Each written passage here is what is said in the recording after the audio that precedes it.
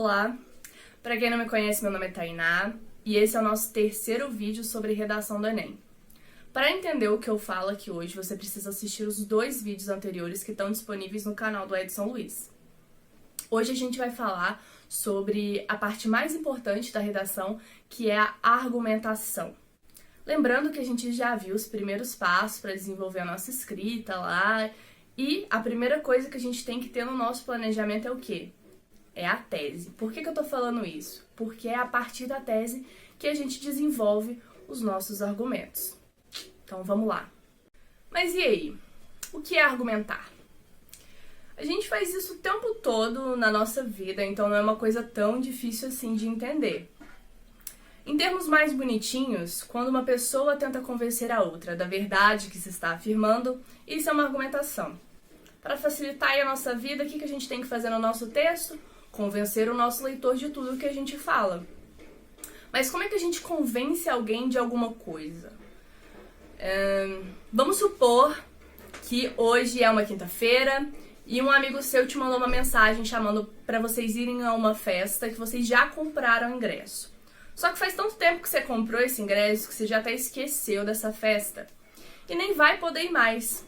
Aí você precisa conversar com seu amigo e você manda lá para ele: vou ficar em casa. Vou ficar em casa é uma afirmação, só que você não pode só mandar isso pro seu amigo, senão ele vai te achar um grosso sem educação, mal amado, né? Então o que você tem que fazer? Você tem que explicar o motivo pelo qual você vai ficar em casa. Vou ficar em casa porque amanhã eu tenho um trabalho muito importante para entregar na escola. Melhorou, né? Por que eu dei esse exemplo? Para a gente entender que a principal diferença entre uma argumentação e uma afirmação é a explicação. E nós explicamos uma afirmação para que ela fique mais convincente. Você precisa usar máscaras ao sair de casa para evitar o contágio do coronavírus. A escravidão é injusta porque liberdade é um direito humano. Eu utilizo 3 exemplos aqui para aproveitar melhor o meu tempo de vídeo. Aqui vai uma formulazinha para você entender melhor tudo que eu tô falando, pra gente frisar aí. A argumentação é igual a afirmação mais explicação. Ou seja, quanto mais a gente explica uma afirmação, mais convincente ela é. Por exemplo, você precisa comer verduras porque faz bem para a saúde. Tá, mas por que faz bem para a saúde? Porque verduras são ricas em nutrientes como fibras e vitaminas. Agora, a minha afirmação tá mais convincente ainda. E dá para continuar explicando. Fibras e vitaminas são nutrientes essenciais ao bom funcionamento dos órgãos. Viu aqui? Quanto mais eu aprofundei na minha afirmação original, melhor ela ficou. Mas aí você me diz: eu nunca vi, Tainá, a correção do Enem pedir pro argumento ser mais convincente. O Enem leva isso em consideração? Leva, só que sob um outro nome, o tal do senso comum. Não existe um argumento que em si seja senso comum. Por quê? Porque senso comum não é a mesma coisa que clichê. Não tem problema nenhum o seu texto não seguir uma linha de raciocínio que não é, digamos, tipo, super criativa. Quando um argumento é senso comum, isso quer dizer que ele não está bem explicado. Traduzindo aí, quando o seu texto tem só uma afirmação, isso é um senso comum. Mas uma afirmação bem explicada é um argumento. Em geral, os argumentos que mais caem no senso comum são aqueles que explicam algum fenômeno social, como, por exemplo, a violência contra a mulher, com base em algum preconceito aí, como, por exemplo, o machismo. Por que isso é senso comum? Porque é muito fácil a gente se satisfazer com isso. Porque todo mundo sabe que preconceito é o problema e que preconceito é ruim. E não tá errado. Só que, se só o que eu explico no meu texto é que a culpa da violência contra a mulher é o machismo, eu ainda não expliquei direito a minha afirmação. Como que o machismo oprime a mulher? O que leva um machista a agredir uma mulher? Por que o machismo existe? Nada disso foi explicado.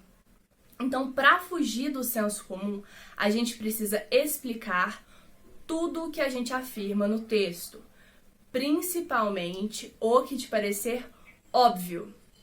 Galera, leva isso pra vida de vocês. O óbvio é tudo aquilo que a gente aceita sem explicação. Argumentos que não explicam o óbvio são argumentos medíocres que se apoiam no que já está estabelecido previamente. Todo mundo sabe que a violência contra a mulher é fruto do machismo, então eu não preciso explicar mais nada. Pô, claro que precisa. A gente está aprendendo aqui redação, não é questão de múltipla escolha. Em questão de múltipla escolha, o que importa é a resposta certa. Agora, na redação, o que importa é a explicação. E já que é a explicação que importa, não existe resposta certa. A sua resposta só precisa estar coerente com a realidade. Por exemplo, você pode dizer que o machismo, ele valoriza comportamentos agressivos porque quando um homem bate numa mulher, ele se sente mais homem. Ou você pode dizer que o machismo controla a mulher por vias econômicas, físicas ou psicológicas, tanto faz. O Enem não está procurando a resposta certa, ele está procurando o argumento mais convincente. E para convencer, só explicando. Beleza. Agora a gente já sabe que a explicação é importante, mas o que exatamente a gente tem que explicar no nosso texto? É bem simples. Você precisa explicar a causa de um problema. O que leva a ele ser um problema? A consequência desse problema. O que ele causa na sociedade de negativo. E por que é negativo você também tem que falar. A quem que esse problema atinge, como ele atinge. São algumas questões para você pensar na hora da sua argumentação. Tá bom? Para ilustrar isso melhor, vamos pensar aqui num assunto, num tema bem bobinho, só pra gente captar a ideia. Acidente de trânsito. O acidente de trânsito, ele é um problema, né?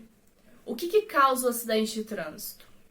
É a imprudência no volante. É aquele cara que dirige alcoolizado, aquele cara que dirige em alta velocidade, com o celular na mão. Ok. O que gera o acidente de trânsito na sociedade, assim? Mortes, né, de pessoas ou lesão física, lesão corporal. Tranquilo. Por que morte e lesão física é negativo? A morte gera dor, sofrimento para parentes e entes queridos, e a lesão física pode causar perda do movimento ou de membros do corpo, por exemplo. Vocês viram aqui que eu só expliquei o óbvio, né? São coisas bem simples aí pra gente pensar na hora de fazer a nossa argumentação. Isso é muito importante. Mas se ainda tá abstrato, eu preparei um slidezinho pra gente ver os processos de escrita que a gente já viu na prática até aqui na argumentação básica. Bom, essa aqui é a apresentação que eu preparei, bem bonitinha, com muito carinho. Alguém tinha me perguntado onde eu fazia meus slides, e é no site do Prezi, tá? Tanto o primeiro do vídeo 1 quanto desse daqui é no Prezi. Antes de começar, eu preciso esclarecer de novo que a gente está vendo o básico sobre argumentação, que é só a explicação, ok? A gente também precisa aprender a dar sustentabilidade para a nossa argumentação, que é citar dados, autores, dar exemplos conhecidos, etc. Eu faço isso nos meus exemplos aqui para dar mais embasamento no que eu falo, mas eu quero que vocês foquem na explicação que a gente acabou de dizer. O tema que a gente vai usar de exemplo é do Enem 2016, que foi Caminhos para combater a intolerância religiosa no Brasil, ok? Vamos supor que a gente já leu, com muita atenção, os textos de apoio. Primeira coisa que eu vou fazer agora é a estratégia de definição, que a gente já viu, que se baseia em circular as palavras do tema e definir elas como está no dicionário, só que com as próprias palavras. Por que a gente faz isso? Para saber o que não pode faltar no nosso texto. Então, vamos lá. Circulei caminhos. O que é caminhos? Caminhos não é aquele caminho que a gente faz até a escola, até a igreja. Não é um percurso. São maneiras, formas e jeitos. Combater. O que é combater? Circulou. É derrotar, eliminar. Intolerância. Circulou. Discriminação, repressão. Religiosa. Palavra relativa à doutrina ou crença. E Brasil é o lugar onde a gente vai analisar essas questões anteriores. Não é os Estados Unidos, não é a Argentina, não é a Alemanha, é o Brasil. Você pode fazer uma breve comparação no seu texto. só que você tem que fazer essa comparação para focar no país que a gente está falando aqui. Pronto, saquei. Eu tenho que escrever sobre as maneiras de eliminar a discriminação de crenças religiosas no Brasil. Não pode faltar nenhum desses recortezinhos aí no meu texto. Perfeito. Como o Enem exige a apresentação de uma solução, as maneiras de eliminar esse problema já tá na minha conclusão. Ou seja, antes eu preciso explicar melhor o problema nos 2 parágrafos de desenvolvimento, só falta mesmo organizar a minha escrita, ou seja, fazer o planejamento. Então, sigam-me os bons aí. Para criar meu esqueminha, eu preciso problematizar o tema e criar uma tese. A minha tese é o quê? São os 2 recortes sobre o problema que eu escolho falar sobre, que eu sei falar sobre o tema. Pensando naqueles 8 campos da sociedade que eu falei no vídeo anterior, eu acredito que a intolerância religiosa afeta a segurança e a educação. Por quê? A segurança, porque eu acho que a intolerância é gerada a partir da violência psicológica e física contra grupos religiosos, e ela afeta a educação porque há forte incidência dessa violência no ambiente escolar. Eu quero apontar uma contradição. A escola não é lugar de violência, né? É lugar de aprendizado, de respeito, etc. Bom, pensei aqui, tenho 2 recortes. A minha tese é violência contra grupos religiosos, que eu prefiro especificar como violência psicológica e física, mas eu vou colocar isso no meu planejamento. E o meu recorte 2 é a discriminação religiosa dentro do espaço escolar. Agora eu vou criar meu esqueleto do texto, ou seja, só vou citar as ideias principais de cada parágrafo a partir da tese, porque a tese me permite pensar em todo o meu texto. A introdução, então, eu preferi falar sobre a Constituição Federal, que assegura a liberdade de crença, e eu vou citar minha tese também. Isso que vai ter na minha introdução. O desenvolvimento 1. Eu vou falar sobre a violência psicológica e física que atinge, em sua maioria, religiões de matriz africana no Brasil. O que causa essa violência? Perpetuação de ideias colonialistas e falta de impunidade. Impunidade de quem? Do governo. Por que isso é negativo? Porque contribuem para a perpetuação do racismo nos dias atuais e mostra a falta de eficiência do governo para lidar com crimes. Desenvolvimento 2. Eu quero falar que a escola tem por objetivo promover a valorização da diversidade, mas as religiões são um dos alvos de preconceito entre os estudantes. O que causa esse bullying?